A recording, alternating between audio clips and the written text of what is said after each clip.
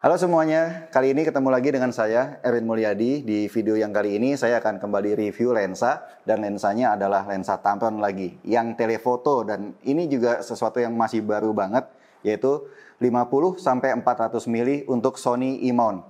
Di video ini kita akan lihat bagaimana lensanya dan hasil fotonya, seberapa tajam optiknya dan kinerjanya. Saksikan terus sampai selesai.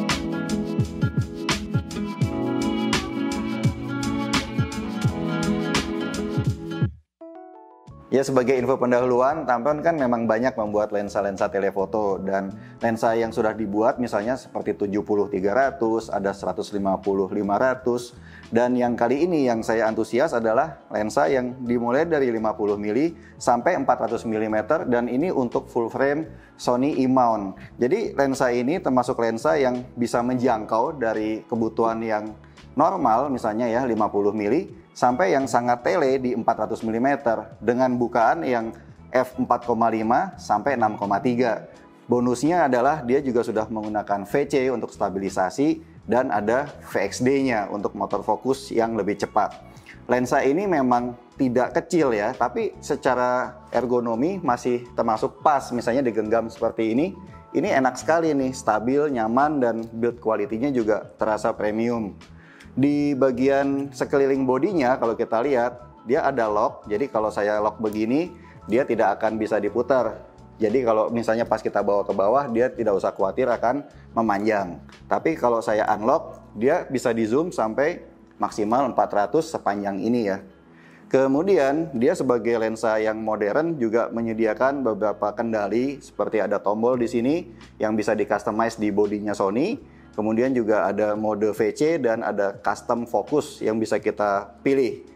Di samping dia menyediakan port USB, ini memang biasanya untuk update firmware, dan dia menyediakan hood yang tidak umum. Biasanya kalau lensa tele kan hoodnya tidak seperti ini kayak flower hood ya. Karena dia mulainya dari 50. Jadi kalau dipakai di sini lebih kayak lensa zoom pada umumnya. Ini juga menarik ya hoodnya. Dan diameter filternya tidak terlalu besar, dia 67 mm. Nah, faktor yang memang membuat saya lebih antusias sama lensa ini sebetulnya adalah karena range fokalnya yang tidak umum dan tidak banyak ditemui di lensa-lensa yang lain. 50 mm sebagai start awal itu bisa dipakai untuk kebutuhan seperti foto produk atau foto yang membutuhkan keaslian misalnya. Dan juga kalau kita putar ke 100, ini sudah bisa untuk potret, dan bahkan kalau lebih dari itu bisa untuk banyak hal, seperti misalnya untuk olahraga, untuk foto satwa, atau yang misalnya foto sesuatu yang sangat jauh. Jadi kalau kita ingin lensa tele yang bisa multifungsi, ya lensa ini adalah salah satu yang cocok. Dan yang menarik lagi sebetulnya, bagaimana bila orang pengguna Sony yang APS-C ingin menjajal lensa ini? Ya tentunya karena dia E-mount, sama-sama full frame dan APS-C juga sama.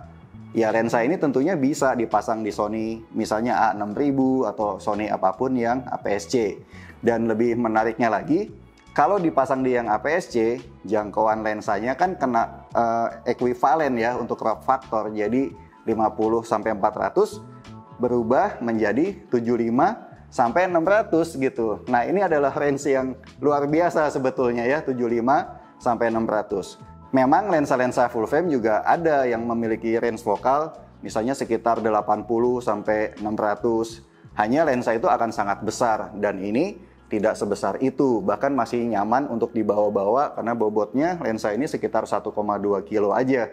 Dipasang dengan kamera APS-C, ya totalnya masih tidak terlalu berat, tapi jangkauannya bisa sangat panjang. Kalau lensa itu bisa sedemikian panjang, biasanya yang jadi kompromi adalah kualitas optiknya. Tapi setelah saya coba-coba menggunakan lensa ini, karena tentunya ingin tahu kan bagaimana kualitas optiknya, mengingat lensa ini juga termasuk lensa yang segmen premium nih kalau dari Tamron, yaitu memiliki rentang harga yang cukup lumayan ya, sekitar 20 jutaan. Dan ternyata tidak mengherankan, waktu saya coba optiknya memang bagus banget. Jadi di semua focal lensa ketajamannya maksimal saya temui sampai detail-detail, misalnya kalau foto kayak harimau gitu ya, sampai detail-detail bagian bulu-bulunya itu kelihatan dengan sangat jelas. Bahkan waktu saya menggunakan sampai mentok di 400 mm. Kemudian bicara autofokusnya di lensa ini yang sudah menggunakan VXD tidak ada masalah. Dan dari pengalaman saya memang kalau udah bicara untuk body Sony, terutama Sony kayak A7 ketiga ini, tidak ada isu terhadap kompatibilitas. Jadi kalau saya misalnya mau mengaktifkan face detect atau mendeteksi secara otomatis, bahkan animal eye tracking, itu semuanya tidak ada masalah. Jadi seolah-olah ya lensa ini tuh sama bodinya tuh kayak udah tidak ada perbedaan gitu. Jadi kayak satu sistem yang sama-sama komunikasinya tuh lancar gitu bisa dibilang. Dan itu memudahkan terutama untuk mendapatkan foto yang tidak boleh gagal fokusnya gitu. Jangan sampai udah lensanya mantap tapi pas di autofocus dia malah fokusnya salah. Itu kan tidak diinginkan. Ya, masih ada beberapa hal lagi yang bisa saya bahas tentang lensa ini. Yang pertama adalah minimum focus distance-nya yang bisa dekat sekali untuk ukuran lensa tele ya, yaitu bisa 0,25 meter kalau di focal 50 ya, atau 25 cm lah.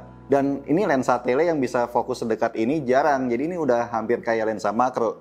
Misalnya saya mau fokus ke sini gitu, ini masih dapat nih. Atau saya maju lagi, ya seginilah ya. Tapi tentunya kalau di 50, kalau saya zoom begini memang jadi agak memanjang dia.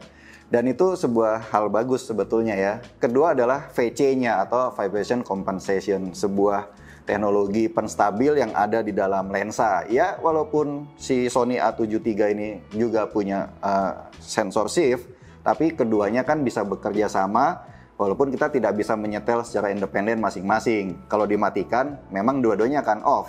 Nah waktu dia on, dan memang namanya lensa tele, kita kalau udah handheld pasti butuh dibantu ya oleh stabilisasi di optik. Maka saya coba memang dia bisa sampai 4 stop itu efektifnya. Jadi ya anggaplah misalnya kita menggunakan shutter speed yang semestinya cukup cepat, misalnya 1/400 detik nih kalau di focal 400 mili ya. Maka dengan bantuan stabilizer sampai 4 stop ya kita bisa sampai yang lambat, cukup lambat, misalnya jadi 200, 150, bahkan 1/25 detik bisa masih tajam asal kita memegangnya dengan teknik yang benar. Dan itu juga sebuah good news juga kan. Nah yang ketiga adalah build quality sebagai lensa yang termasuk lensa kelas atasnya Tamron ya, karena kan tadi saya udah bilang harganya kurang lebih 20 juta ya. Maka build quality-nya ya sudah didukung oleh misalnya weather seal atau dust and moisture resistant. Salah satu tandanya seperti biasa kalau kita tinjau bagian belakangnya itu akan kita temui ada karet di bagian mountnya. Tentunya ini adalah pelindung untuk mencegah masuknya air lah atau debu ya di antara celah-celah ini. Ntar ya sambil saya masang dulu nih pemirsa.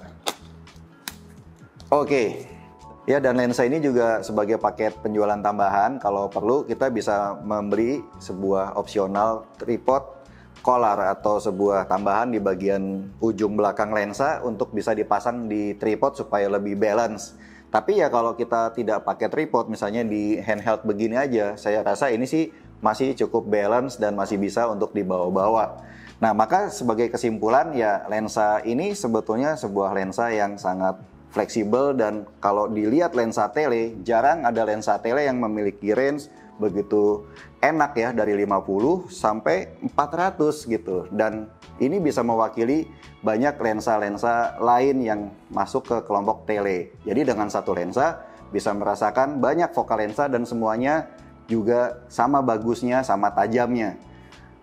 Kalau kita mau pergi-pergi dengan kebebasan mengambil foto yang lebih wide misalnya, ya cukup tambahkan saja satu lensa wide lagi. Toh Tamron juga punya misalnya yang 20 sampai 40 ya, itu juga lensa baru. Itu keduanya saling melengkapi. Jadi pergi-pergi cukup membawa dua lensa aja. Apalagi bagi pengguna APS-C, lensa ini juga masih sangat menggoda karena dia bisa dipakai dari 75 sampai 600 mili dan itu juga masih sangat enak buat foto sport misalnya. Dan saya juga punya semacam keyakinan ya di masa depan, cepat atau lambat, Tamron juga akan menyediakan lensa yang seperti ini tapi dengan mount yang lain. Misalnya Fuji APS-C mungkin dengan Fuji X mount, karena pengguna Fuji yang APS-C juga tentu membutuhkan lensa-lensa yang panjang gitu ya. Itu aja kesimpulan dan pendapat saya tentang lensa Tamron 50-400 mm untuk Sony full frame E-mount ini. Mudah-mudahan video ini ada manfaatnya dan sampai ketemu di video-video selanjutnya.